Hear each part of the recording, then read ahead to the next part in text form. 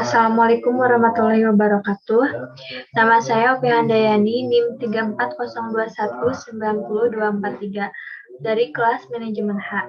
Nah, pada pertemuan kali ini saya akan membahas tentang reliability atau reliabilitas, yaitu kepercayaan. Nah, pengertian dari reliabilitas adalah apakah sebuah instrumen dapat mengukur suatu yang diukur secara konsisten dari waktu ke waktu. Jadi, kata kunci untuk syarat kualifikasi suatu instrumen pengukuran adalah konsistensi, keajikan, dan tidak berubah-ubah. Selanjutnya, yaitu secara garis besar kita mengenal ada dua reliabilitas, yaitu reliabilitas eksternal dan reliabilitas internal. Nah, pada kali ini kita akan membahas tentang reliabilitas internal. Nah, menurut Sakaran secara umum, keandalan kurang dari 0,60 dianggap buruk, dan keandalan dalam kisaran 0,70 bisa diterima, atau lebih dari 0,80 adalah baik. Jadi kalau misal si nilainya 0,60 kurang ya, itu dianggap buruk dan kita harus menguji ulang atau melakukan kuesioner yang baru pada responden. Nah, kalau misal nilainya itu kisaran 0,70 berarti bisa diterima, dan kalau 0,80 itu lebih baik, yaitu sangat diterima atau baik. Nah, sekarang untuk menguji reliabilitas itu kita menggunakan teknik belah dua atau split half. Nah, yaitu kelompok instrumen ganjil dan genap. Dan di sini ada langkah-langkah mengkorelasikan total ganjil dan genap sebagai berikut. Yang pertama itu kita harus memisahkan instrumen ganjil dan genap, terus kita harus menghitung skor total instrumen genap dan ganjil, terus kita buat rekapan total skor ganjil genap, dan kita menghitung korelasi ganjil dan genap. Nah, untuk lebih jelasnya itu mari kita praktekkan di Excel untuk menghitung reliabilitas. Nah, di sini saya telah memisahkan ganjil dan genap dari data hasil kuesioner yang minggu kemarin. Nah, yang ini. Di sini saya kan memberikan 5 pertanyaan kepada 20 responden suatu perusahaan atau 20 perusahaan respondennya. Nah, setelah itu di reliabilitas yang pertama yaitu memisahkan ganjil dan genap. Nah, ganjilnya itu ada angka 1, 2, dan 5, dan genapnya itu ada 2 dan 4. Selanjutnya yaitu total skor, biasa kita autosum, dan ini juga sama di autosum. Nah, yang kedua kita akan rekap ya total skor dari ganjil dan genapnya. Kita tulis dulu di sini.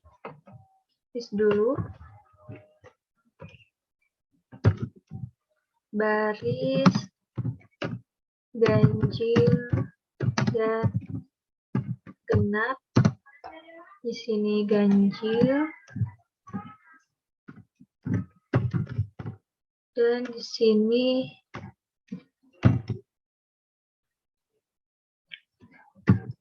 genap.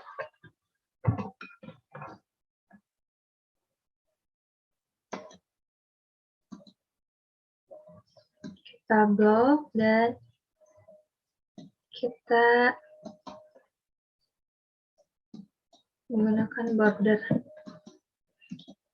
Nah, Untuk baris ganjil itu kita sama dengan, terus klik di total skor ganjil dan kita enter.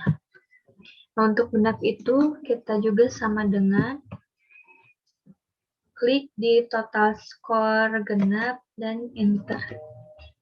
Nah, kita blok dan kita tarik ke bawah. Ini hasil dari total ganjil dan total genap. Nah, selanjutnya setelah kita buat baris ganjil dan genapnya, kita akan mengkorelasikan. Nah, korelasi itu kita klik data dan kita klik analisis data, klik correlation dan oke.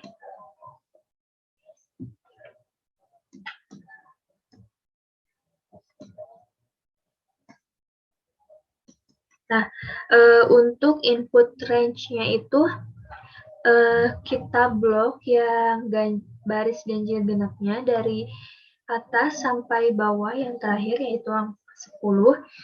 Dan untuk output range-nya itu kita simpan di baris atau kolom 002. Nah, untuk ininya klik columns, terus labels inverse row-nya di checklist dan ininya di output range. Setelah itu kita oke. Nah, ini keluar korelasinya, yaitu di angka 0,36. Berarti kalau kurang dari 0,70 itu buruk ya si reliabilitasnya. Kita tulis di sini. Jadi diperoleh angka reliability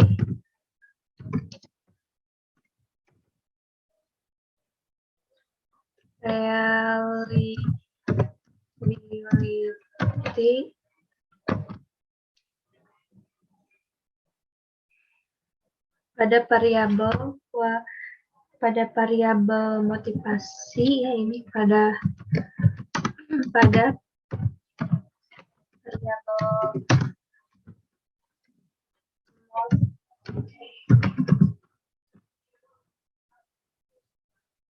si adalah 0,36.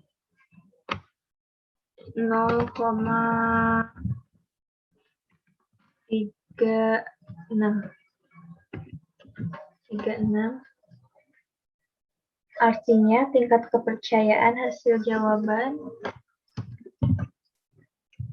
tingkat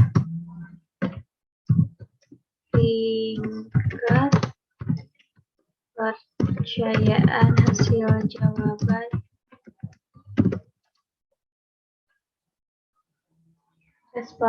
responden adalah buruk.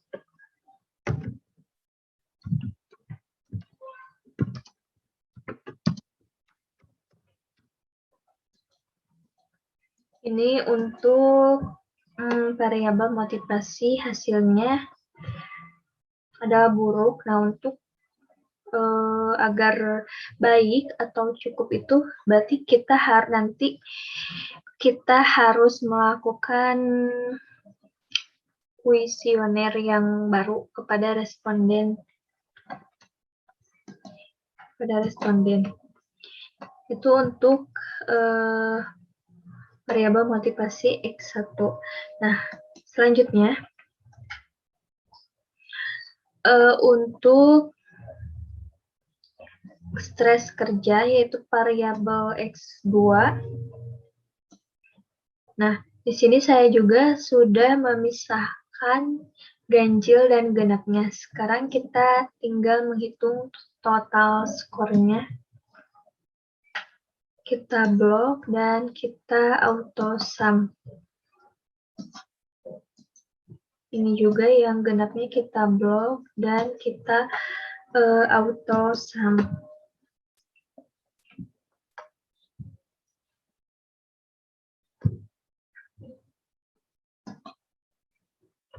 Selanjutnya kita buat baris ganjil dan genap. Di sini ganjil dan di sini genap. Kita blok dan kita buat tabel ganjil genapnya. Sama dengan total score, enter, sama dengan total score yang genap, enter. Kita blok dan kita tarik. Ini untuk baris ganjil dan genap. Nah, sekarang itu setelah diketahui hasilnya, sekarang kita buat korelasinya. Korelasinya itu kita klik data, terus klik data analisis. Bentar.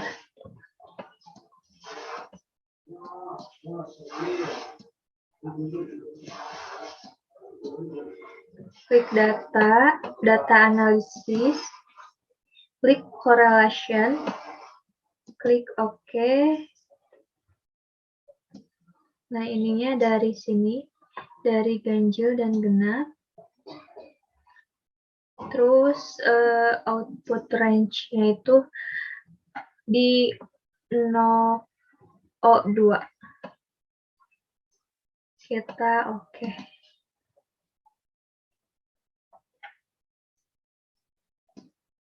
Nah, ini hasilnya.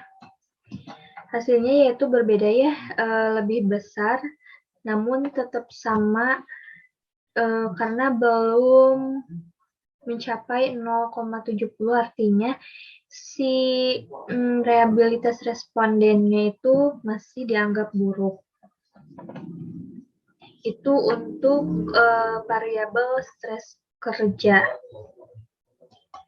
Berarti ini juga kita harus membuat kuesioner yang baru. Nah, selanjutnya itu kita menguji reliabilitas di kepuasan karyawan kerja atau Y. Sini saya telah menghitung ganjil genapnya dan total skor. Selanjutnya yaitu baris.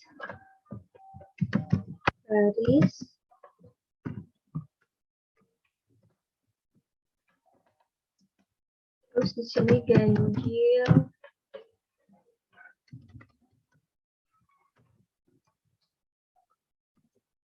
Ganjil dan di sini genap.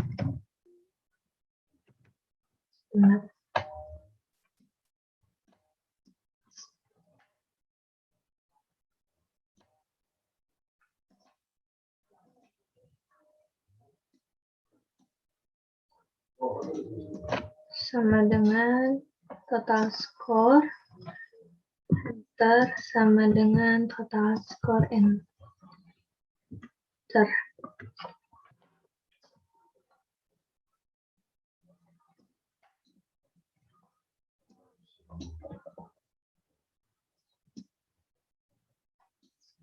Nah, ini untuk hasil dari baris ganjil genapnya. Selanjutnya yaitu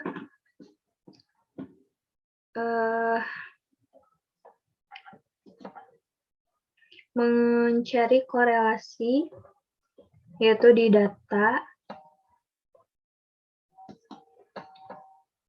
analisis,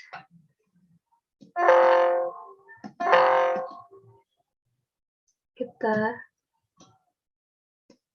kecilkan data analisis, terus correlation, terus oke. Nah, kolomnya itu dari L3 sampai M23, benar ya. Nah, untuk output range-nya itu 0,02. Kita oke. Nah, ini hasil dari correlation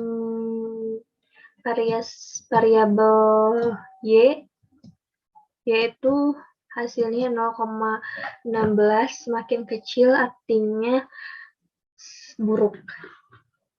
Karena semua variabel hasilnya belum bagus atau masih buruk, jadi nantinya kita bisa mengganti kuesioner dari responden yang baru, agar si reliabilitasnya baik atau si tingkat kepercayaannya itu baik. Nah, kalau untuk sekarang itu masih dianggap buruk untuk yang kuesioner yang dari variabel motivasi, terus tes kerja, dan variabel kepuasan kerja karyawan. Mungkin itu saja penjelasan dan praktek tentang uji reliabilitas dari saya. Mohon maaf apabila banyak kesalahan. Wassalamualaikum warahmatullahi wabarakatuh.